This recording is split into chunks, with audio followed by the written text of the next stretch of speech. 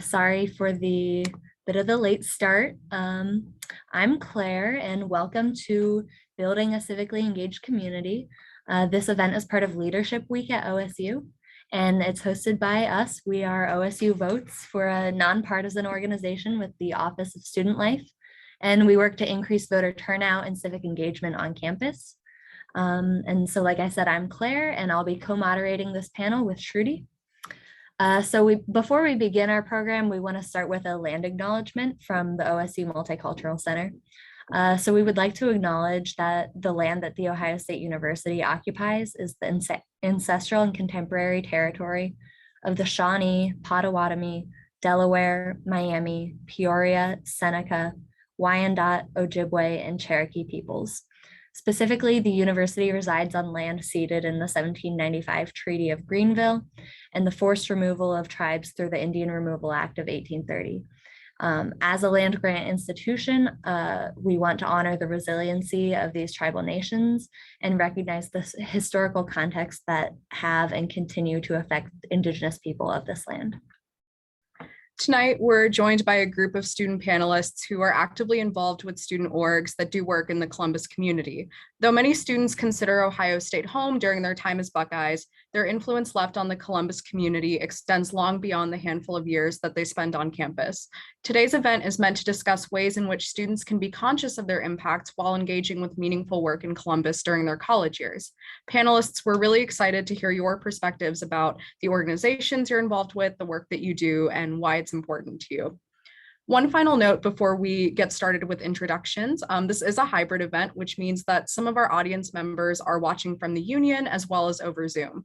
So given that this event is focused on engaging with our student panelists, we do ask that if you are on Zoom, that you please keep your cameras on if you're able to, and this will make it a lot easier to engage in an open dialogue with our panelists tonight. So to start off, we're going to ask that each of our panelists introduce yourselves and tell us a little bit about what campus organizations that you're a part of. And then we have some questions prepared to prompt our conversation. And at the end, we'll be taking questions from the audience. If you think of any questions throughout the panel, feel free to put them in the chat or privately message them to us and we can ask them for you. And for our in-person attendees, there will be a chance to come up to the laptop and ask questions at the end. So we'll start off with brief introductions. Panelists, after you've introduced yourselves, please feel free to put your contact information in the chat if anyone has future questions or want to get involved in the organizations you're involved with. So Yasmin, would you like to start us off? Sure. Hi, everyone. My name is Yasmin Quadri. My pronouns are she, her, and I'm a part of Pay It Forward. So Pay It Forward is basically a student organization on campus that hosts large-scale service events and small-scale service events like MLK Day of Service, ComCom, and then like the short-term days of service every Saturday. So I'm excited to tell you a little bit more about that later. Hannah, do you want to go next? So I'm Hannah. My pronouns are she, hers. And I'm a part of Buckeyes for Harm Reduction, and we are exactly what our name is. We advocate for harm reduction at all levels, beginning with the work we do on campus. For those who don't know exactly what harm reduction is, it's any initiative or action that's taken to reduce the harm caused by overdoses and addiction. So from Narcan distribution to educating the campus in general about what harm reduction actually entails, we work towards empowering the community around us and also to engage in these initiatives ourselves. And Duria. Hi, everyone. My name is Duria Nadim Khan. I'm a fourth year at OSU. I serve as the president of Period, which is the menstrual movement on campus. Besides Period, I'm involved in the Buckeye Leadership Fellow, undergraduate student government, and the Moral Scholars Program.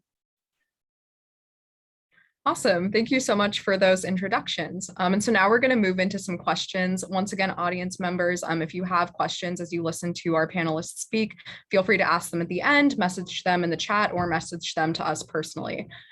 So to start off, and anyone can hop in on these questions, no set order, but what is your favorite project or event that you've worked on with your org?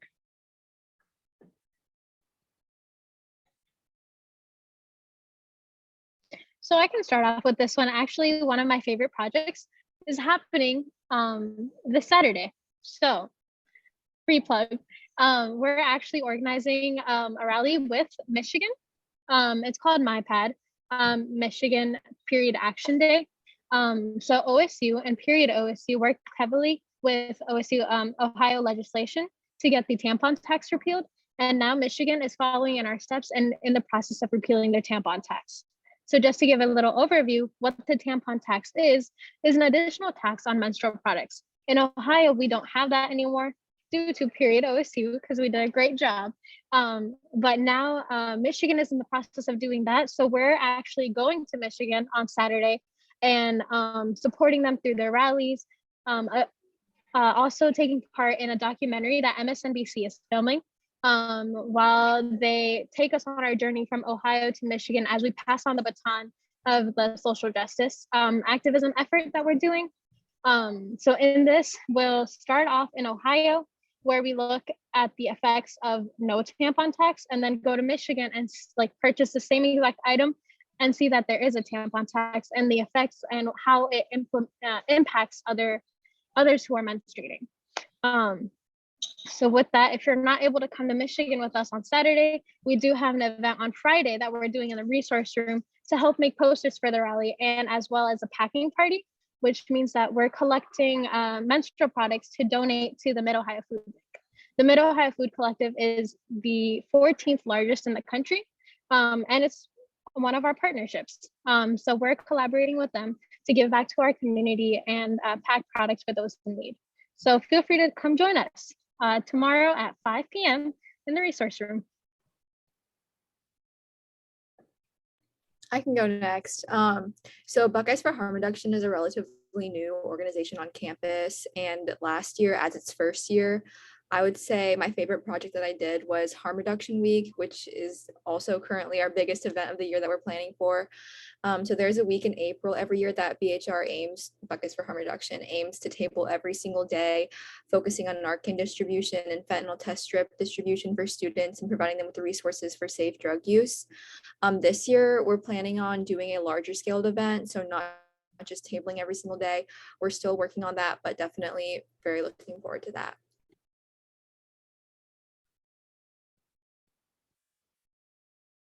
I'll go next. So my favorite day of service was Community Commitment Day. So Pay It Forward hosts this huge, large-scale event where like hundreds of students come to the union and they fill all of the floors and they register to volunteer at different nonprofits all across Columbus. So that's definitely my favorite day because it's exciting seeing all of OSU show up and get excited to rally around service. And it's also really cool being on the back end and matching students to different organizations and helping them get to their sites. So it's definitely exciting. And then I can also be a site leader at those sites. And any of you can be a site leader if you decide to sign up and be a part of our event. You can site lead for your student organization, or you can site lead just for a group of strangers and learn how to be a leader. But it's a really cool event to kind of build up those skills and also get connected to Columbus.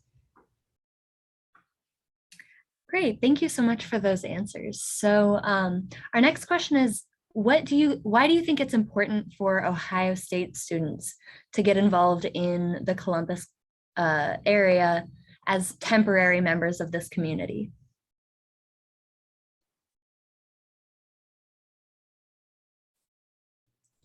I think it's easy to get into the mindset for OSU students, especially, or just for any campus students, that we're kind of enclosed in a bubble that's separate from like the community around us. So I think it's really important to know that it also affects us too, and to take initiative. And even if the students still believe that it doesn't affect us to the same extent, or it's not applicable to us, it just means we have even more of a responsibility to make efforts to give back to the community. I can go next. So I think that when we get to Ohio State, we really are guests as a part of this Columbus community, unless you're a native here and you're from Columbus. And being a guest here, it's always nice to kind of go out and explore and make new friends and see the community. Every time I volunteered in Columbus, I volunteered in different areas and I found different pockets of people and just niche groups. And I think it's a really interesting way to build a network and also understand the community that we're living in. So I think that volunteering really brings that connection to the city that you live in. Like when we go beyond OSU and go to grad school or just get a job somewhere, that's like a great way to just like establish roots. Carrying off of that, I would say once a Buckeye, always a Buckeye. So I wouldn't say that it's a temporary statement that you're at OSU, but in and of itself, OSU being one of the largest campuses in the entire country, we take up a lot of space. And my personal way of living is like, if I have a presence and if I am taking up space in an area, I should have a positive influence on it or leave. You know how we like in preschool or kindergarten, we're taught like, if you're leaving somewhere, leave it the way how you found it or even better. And since we're coming to OSU, we're coming to the Columbus community, whether as guests or if you're a native, leave it in a better way that you found it. Make your impact on it because you never know what influence it might have on others. Others may think of you as a role model. Others may think of you as lighting a path for them, you know, and lighting a path in another person's life. You never know where it might help you in your future. Yeah, thank you so much for those perspectives. They're really important. So our next question is, how has COVID-19 impacted or continue to impact your work? I can go first. So the volunteer opportunities within the past year, especially with COVID, has been pretty limited for members, especially since we were a first year program last year, or organization last year. And engagement has been hard, especially with this org being brand new. But we're glad that things are starting back up again. Now that in-person volunteering is returning, we finally begun working with Equitas Health, and providing members with community service opportunities around campus. And we're looking forward to more and exciting opportunities this year. So for Period OSU specifically, all of our events in the past were in person, whether it be packing parties or workshops or educational, just like presentations about what periods are and what period poverty is. So we did take a hit. However, periods don't stop for pandemics. So we got to keep persisting. So what we did in the advocacy perspective is shifted all of our meetings that we had with legislators such as Councilwoman Brown or Representative Beatty is we shifted them online to Zoom and got our message across that, again, periods don't stop for pandemics. So we still have to get our work out there and our efforts rolling because we literally have no other choice. In all honesty, if we're affecting a large community such as Columbus, we got to keep pushing through and we got to keep on it. Thankfully in person now, so it helps quite a bit. We're able to meet people and put faces to names and able to connect with them, which is a big portion of Period, as it is very story based and like about your experiences, how menstruation affects you. So in person definitely helps, but we persisted throughout the pandemic. And I think for Pay It Forward, we're kind of connecting you guys, the Ohio State students, to volunteer events. And when there were no volunteer events going on, we really had to get creative.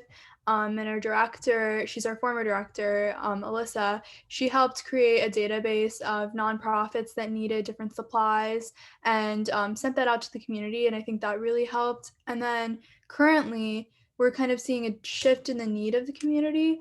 And so we're trying to get volunteers out to the areas that need us most. And so I think like the impact of COVID is ongoing and we're going to see that years forward. And I think we as volunteers and we as community members should really take notice of that and help the community in the ways that we see are necessary. Great, thank you so much.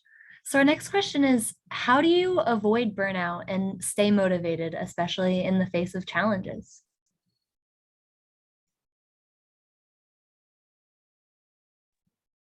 I think for me personally, and this is also as an organizational perspective, is you have to have your support system. Period OSU actually had a complete change of e-board because everyone on the e-board graduated except for me, and then everyone else is new. So big shock. However, I was able to connect with my e-board and now I love them dearly. Ella, who is an OSU Votes member, actually is my vice president. So love her dearly, depend on her a lot. I'd say network and connections where you take your relationships just beyond the organization, where you're actually seeing people as individuals and seeing how you can support them and how they can support you. Building a mutually beneficial relationship is what has helped me throughout burnout, because I know anyone on the e-board, I can text them in the middle of the night and like count on them to help me through whatever it may be, so that I know I'm not alone in this fight. Challenges happen, fights happen, but whatever it may be, you're not alone. And I think that's what keeps me driven and what keeps me going towards success, is my e-board and my connections that I have. For me, I would say avoiding burnout is definitely something that all college kids face. You know, we have a hard course load. We have a lot of things going on outside of school, and so it's really important to do that, because you can't really pour out of an empty glass when you go to these sites, or else you're really not doing anything productive. And I think the way that Pay It Forward deals with burnout is we have our weekly meetings. And in our weekly meetings, we sit around the table and we tell everyone our highs and our lows of the week. And we have scheduled in breaks during our meetings. And we really kind of focus on mental health. So if a student's really not feeling well or up to coming to a meeting or up to going to volunteer or do their work, we kind of work as a team and we collaborate. So we each kind of take on that role of the student who really can't make it. And I think that's something that's super important for everyone to take away is, you know, leadership isn't just this like, I'm the boss, I'm going to tell you what to do, I'm going to delegate. It's a circle. You have to rely on everyone in the circle, and that's how you keep the wheels going, and that's how you keep volunteering and keep things, you know, cycling on past yourself. And that's something that Pay It Forward has really emphasized during my time there. I would say two things for me personally. One, Daria already touched on, I 100% support that.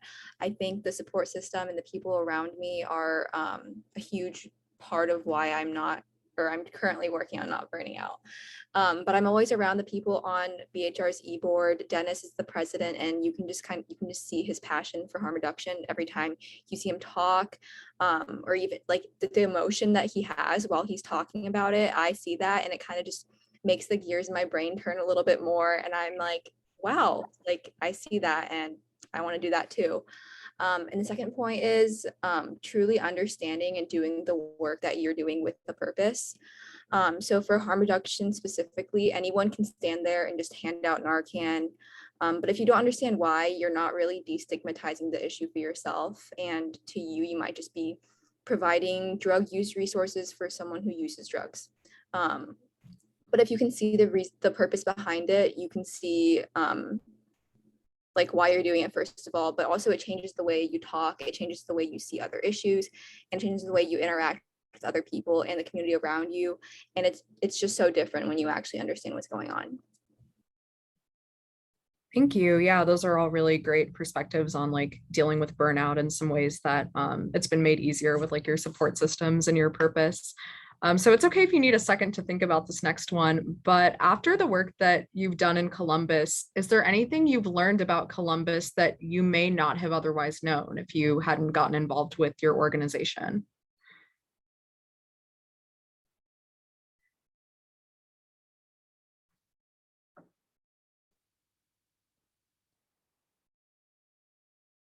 For me, I would say literally, if I was not in this organization, I wouldn't have known anything that I know now about harm reduction. So I kind of joined harm reduction from, I don't know if this will be a later question, but it was like a weird way how I joined it. But after I got in the organization, in this whole community for Buckeyes from harm reduction that Dennis had already previously built up and actually actively engaging in its work, I basically learned about Ohio's opioid crisis, learned what harm reduction actually is and all of its related initiatives, and also the history and all the social issues that have led to where society is with harm reduction today. I'm from Dublin, Ohio, and it was kind of referred to as like the Dublin bubble. So everything in is in, everything out is out. So when I first heard about harm reduction, my immediate thought was like, oh, say no to drugs, right? No, it's actually quite the opposite. So I kind of came from nothing, and I'm still learning. I feel like my story is very similar to Hannah. I'm from Hilliard, so like literally right next to Dublin. Lived there my entire life. And I thought I knew Columbus like the back of my hand. Turns out I really did not. So with being involved in Period, and my first project that I took on as a part of Period was putting in place free menstrual products within the Columbus City School District. And I worked with Councilwoman Brown with that. And just being exposed to different parts of Columbus that I didn't know really existed, or the disparities that are present in Columbus, especially for me, where I never really had to think about where the money comes from for my next pad or tampon or whatever it may be. However, for other people in the community, pads and menstrual products are not supported under like government funding such as WIC or SNAP. So you can't use those to purchase menstrual products, which can create a big deficit and a big loss for many individuals that are on such government supported programs, which I was not aware of at all. The fact that these government programs can't be used to purchase menstrual products is just mind-boggling for me personally. And just this perspective on period poverty, I would not have if it weren't for Period OSU. So my perspective is definitely more like, I think, diverse in nonprofits. So with PIF, we touch different nonprofits. So I'm not as deep into one subject, but I've definitely learned about how the Columbus community is really connected, I would say. One nonprofit leader will know so many more, and everyone just kind of knows each other, and getting plugged into that community is really interesting and really cool because you get to know about all of the cool events that are going on in Columbus and how to best get involved, and also what niches we can really be a part of. So I think being a part of PIF has really plugged me into that nonprofit community, and that's been a very interesting experience. Great, thank you so much. It's awesome to hear about, how you guys have learned from the things that you've been involved in. So our next question is, what do you find to be the most rewarding aspects of the work that you guys have been doing?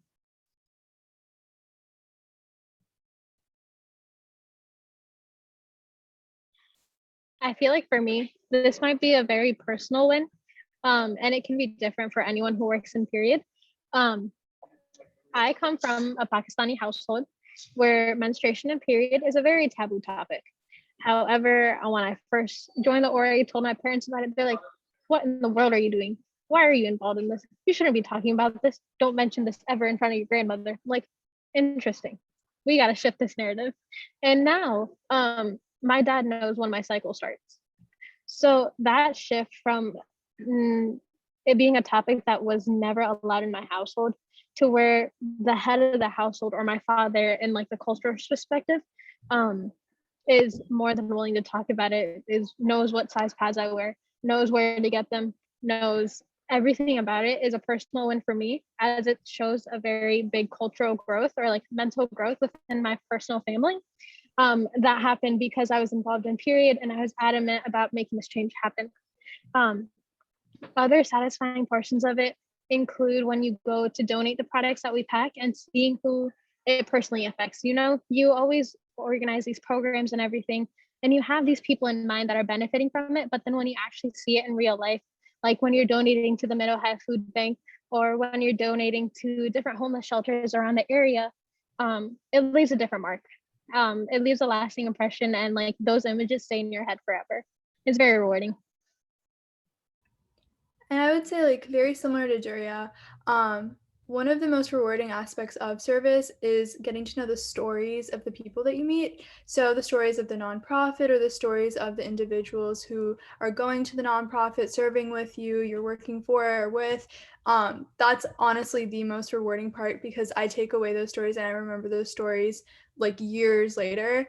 So definitely that. And then as far as like the OSU component, seeing everyone come out to the days of service and seeing our hard work pay off and seeing people actually getting to their sites is so rewarding.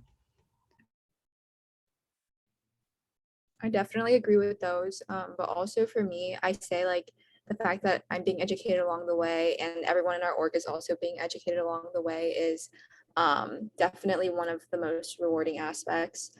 And not just about harm reduction, but about the whole spectrum of social issues that our society faces. Each time I have a conversation with someone who's involved or passionate, I hear something new, and it's kind of like I have a little epiphany, like another aha moment every time I talk to someone. And it amazes me every time that happens, because I'm like, wow, I didn't know I could like learn this much more, but somehow I did. And I've acquired something new that I didn't even know I needed in the first place. Awesome. Yeah, it's really great to hear about those rewards and like personal victories. So thank you so much. And I guess on the flip side, then, what are some of the challenges of engaging in this type of work? I think this ties in a little bit with burnout, but.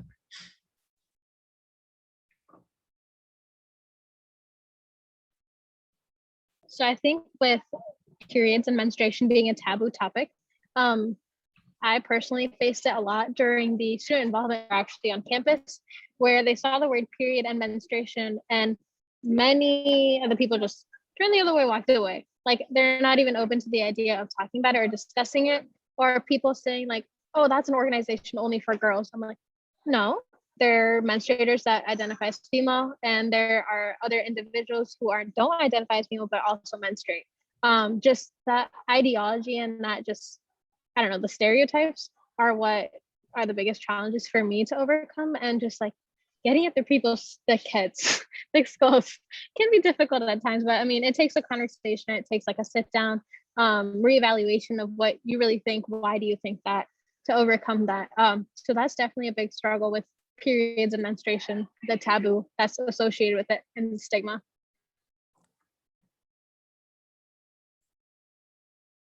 I definitely agree with Daria. So like, first of all, the mindset of the people that we're trying to impact in the first place. But also I think the speed of communication at all levels within the university too is a huge challenge. There's just so many different levels, especially with harm reduction work, aiming to advocate for, these changes at every single level. It's hard to wait for a bunch of people to communicate with their supervisor and then their supervisor, and then in the end it kind of seems like nothing's been done, and it's been a lot of time. So that's definitely a challenge that we've faced. Aside from sometimes having to wake up at 6 a.m. to start some of these events, I would say some of the challenges with hosting a large-scale service event is ironing out all the details and doing that in advance enough so that you can get all the flyers out to marketing, or get all the food scheduled, or get things at the university level figured out, like Hannah said. So definitely there's a lot of planning involved, and staying on top of that, being organized, avoiding burnout, communicating with other people. These are all things that we'll find in like any life activity or any life event that we'll plan. And I think it's good that I'm encountering that now and pay it forward, but it's definitely been a challenge at times. Great, thank you. So we have one more question before we are going to open it up to the audience to send in their questions. And it's, how did you personally get involved in the work that you're doing, and why should other students get involved in it as well? I can go first. So I kind of touched on this a little bit earlier, but I was a part of honors and scholars semesters of service, which kind of sent us like an application survey, which evaluated our interest and placed us into organizations that they thought would best suit us. So I'm really glad I got placed into Buckeyes for Harm Reduction, because I truly have learned a lot, even just talking to the other members and our president, and I'm still looking forward to learning more in the future. So my journey to Period was actually through two of my mentors, Anusha and Amir, who were the individuals that started up the organization when it first came to OSU. Both of them are now a part of Period National. So they're still involved in Period, but on a way bigger scale than I am. And the reason why I say everyone else should be involved, or at least advocate for this, is because menstruation is a human bodily function. No one should be ashamed of it, as it's literally natural and you can't avoid it. More than half of the population of this entire universe deals with it. So it shouldn't be considered as a taboo topic, or it shouldn't be creating an inaccessibility to individuals, as it is a normal function. It should be accessible for individuals to take care of it as well. And if you believe in equity and equality, you should support menstrual equity as well. My journey to PIF was a little bit strange. So when I got to Ohio State, I really wanted to figure out how to connect students to volunteer opportunities. And I was thinking about creating an app that could do something like that. And I pitched the app to a bunch of friends and family and went to startup competitions for it. And one of the people I pitched to, Sonia, she was like, wait, we actually do this on campus, but we do it manually. You should join our organization. So I applied and I've been a part of the organization PIF for 4 years, and I'm so glad I did that. And it's honestly been a great way to kind of see how the university does conduct volunteer services, but then also it's given me an opportunity to figure out if I want to create this app, like how I would want to do it and how I would want to integrate it into the university. And that's something that I'm currently working on, which is really cool to see something that I've been dreaming of for 4 years kind of coming to life right now. So definitely has helped me in many ways, and also has I feel like I've grown a lot as a person in the 4 years that I've been in it. Great. Thank you so much for sharing all of those stories. So I think with the time that we have left, we want to leave some space for questions from the audience. So audience members, feel free to raise your hand if you have a question or if you'd like to speak aloud. Otherwise, feel free to drop your questions in the chat. But we do already have one, so we'll start with that one. So when deciding whether or not to get involved in this type of work, someone essentially asked, how did you decide to do it on campus versus getting involved locally, like in the community? And I guess I'll add on to that, maybe what are the pros and cons, or at least benefits you've received from how you've engaged with the work? I think for Period specifically, there's no real distinction between just OSU or just Columbus. It's really a blend of both. As Period OSU, we collaborate with a lot of OSU, a lot of Columbus activists, and a lot of our projects and works are focused on the greater Columbus area, while we also have specific projects for OSU. So there's no real separation. It's we take care of both.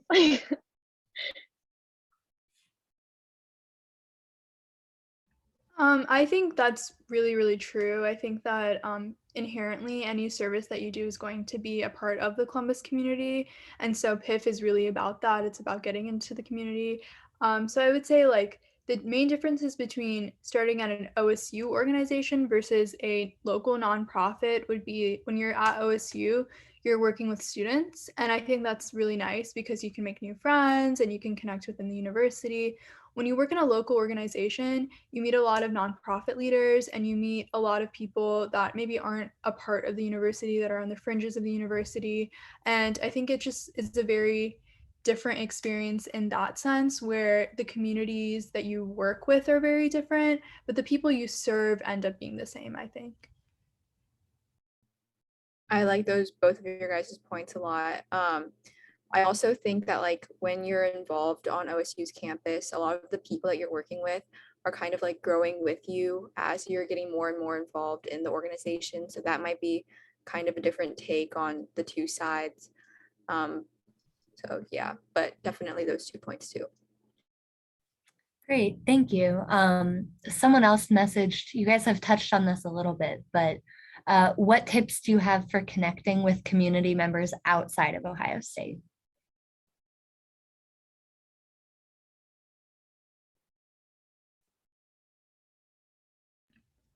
I think that you come to pay it forward and we'll connect you with someone outside of Ohio State, but B, it would honestly be search up a cause that you're really interested in. If you're interested in animals, go to a local animal shelter and ask them if they need a volunteer. There's also different fellowships that you could apply to. There's the Columbus Foundation Fellowship, which I did this past summer, that pairs you with a nonprofit, and then you work with them for a whole summer and you get paid, which is pretty nice.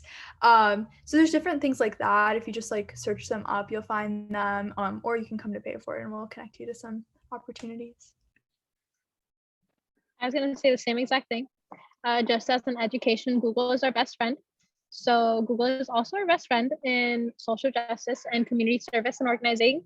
So utilize it. I think the simplest way to be whatever you're interested in, like your passion, insert passion, and then in Columbus. I feel like a lot of resources would open up, and I think the best way to get involved first is volunteering first, meeting the people who are organizing it so that you can get their input and like what they're doing. And then if it seems like something that you want to carry on, push it to the full extent is my advice. Yes, sorry, I sound like a broken record, but definitely what they said, what both of the previous panelists said, just like looking things up. If you look up like harm reduction, there's so many things, so many like places, even just in Columbus, that are involved in harm reduction that are so easily accessible just online. For example, like SafePoint with with Equitas. And if you come to Buckeyes for Harm Reduction, we have a lot of opportunities that connect with community members outside of Ohio State too. So yes. All right. So somebody else messaged in, how has being involved in your organization helped you become a leader? I think for me is just when you're actually actively participating and planning out these certain events, you really have to focus on the logistics and worrying about how the club as a whole is going to react to, a certain way that something's performed.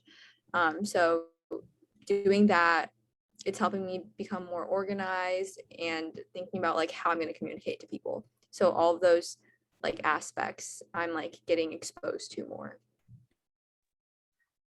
To add on to that, Hannah made a great statement and like a great answer. But I would say another thing that I specifically learned about leadership, specifically through period, was the dependability on others. Like, you're one human being. You don't want to take everything on your one plate because that leads to burnout, and we don't want that. So depending on other individuals and delegating is a huge part of leadership. And that keeps you going forward, and it engages more people around you so that your message and your effort has more of an effect, because numbers show the amount of effect that you have statistically. So I'd say Hannah made a great point, but also add dependability on others and delegation. And I think one thing that I've learned is like with all the speakers that come in to talk to PIF, Pay Forward, or like when I go to different communities or different nonprofits, seeing the people there lead has been really inspiring. I can take tips from how people lead and take tips from how they engage with their communities or engage with our group.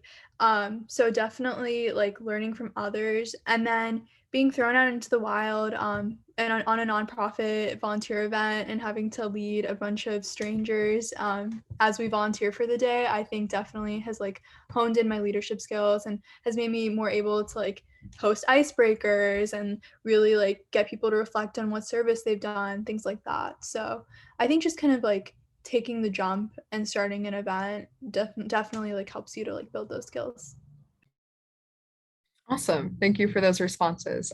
So we have another chat question, and it's, how do you overcome the recruitment challenges that come from sometimes disinterested or busy college students, aka how do you do meaningful work without massive support?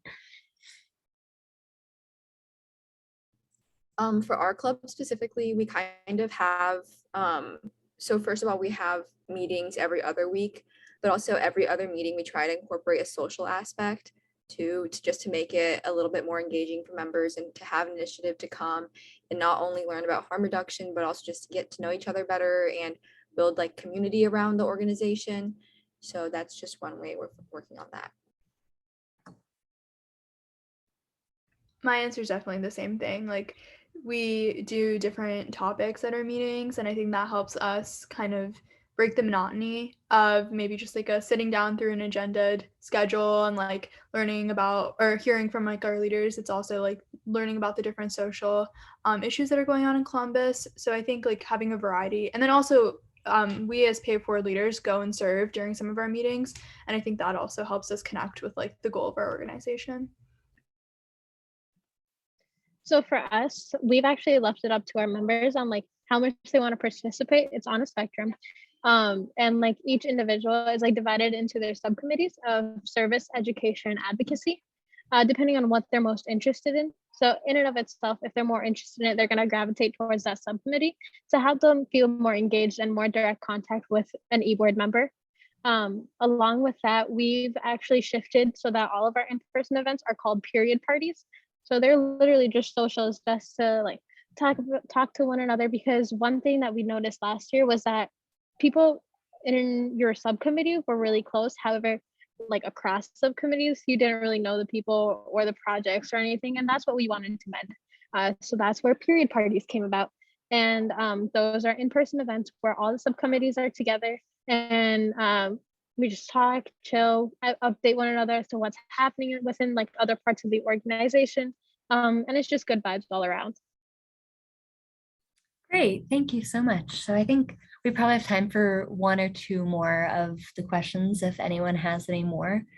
Our next chat question is, how do you make sure that the work that you're doing is inclusive and equitable for those that you're helping?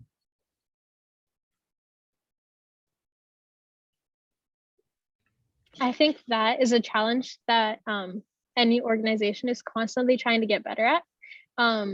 For menstruation and period specifically, I personally reached out to individuals who, so the taboo area where it comes into menstruation is with the LGBTQ plus community. And I wanted to make sure that our wording was very inclusive and is welcoming to all types, all individuals, no matter how they identify. So what I did was reach out to an individual in that community and just say like, here are my intentions. I want to get this to be as inclusive as possible and welcoming to everyone. Can you educate me in ways of I can do that? So I asked directly for help, and I was like, I know I need to get better at this. What do you recommend? And being open that like, I know we're not perfect, so what can we do to improve? Is how we challenge the question of equity and inclusion. We're constantly trying to get better, and we're open to all suggestions that people have, and we're open to all ideas as well. So one thing that PIF has done for our large-scale service events is make sure that they're all accessible. So if they're virtual, like adding closed captioning and things like that. I think another thing that's really important is to stray away from the idea of volunteerism, which is when you go into a community and you like act like you're a savior and you're helping them. Like that's not what we're trying to do here. If anything, it's our community and our community leaders that we listen to and let kind of guide us as to how we should serve with them.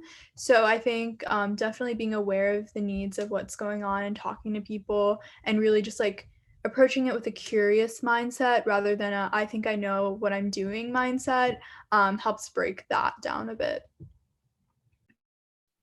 I think my answer definitely ties in with both of those points too. Definitely communicating with the organizations that we work with whenever we have the chance to, just to make sure we're on the right track, and also getting their input on what we could do or like the work that we're currently doing. And also for us especially is using inclusive language, especially with the substance use community, and understanding why we need to use certain phrasing to be respectful of everyone. Great. Thank you so much for those perspectives. And I think especially the one about being open to learning is super duper important. So I think this might be our last question, and I think a good one to end on. But do you feel that it is beneficial to collaborate with other clubs or outside organizations to broaden the scope of your topic, or do you prefer to stay highly focused? I 100% think that it's very beneficial to collaborate with other organizations. I feel like one thing that I've learned just being in this club is that a lot of issues are connected, and not just in like what they're aiming towards, but how they came about is like in such a similar manner. So yeah, it's definitely beneficial in my opinion. Ditto. Onto that. I believe the more the merrier, and specifically for period, as a part of daily life, it's a natural human bodily function, and us all being humans, it is present. no matter what. So there's always some sort of crossover that can happen no matter the organization. And I always encourage collaboration because it brings awareness to an audience that you probably would never be able to tap into if it weren't for the collaboration. I agree. I think it brings a different flavor to the events that you kind of host because you have different minds coming in and you have different minds kind of helping you decide how you should run the event or like just new ideas, and it sparks innovation and curiosity. So I think it's definitely like something that Pay It Forward definitely champions, and I think it's something that other groups should definitely do as well. All right.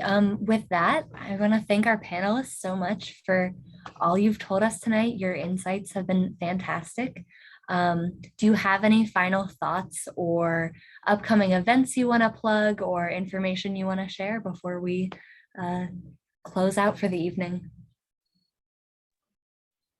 I just wanted to reciprocate the gratitude.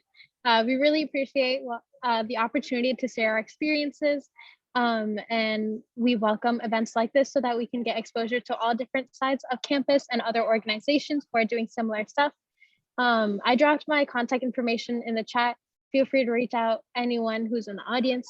I'm willing to help as an advocate for you and to be there as an individual in your corner.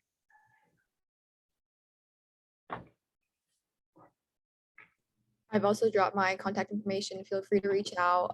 We definitely recommend or welcome all new members for anyone who is interested in BHR. And thank you. Apply to PIF if you're interested. Our application, I don't know if it's open right now, but definitely keep checking and see if it is. We love new members. All right. Thank you everyone so much for coming tonight. That's our event. We really appreciate all of our panelists and audience members for your time. Enjoy the rest of your evening. Yeah, thank you so much, everyone. Have a great night. You too.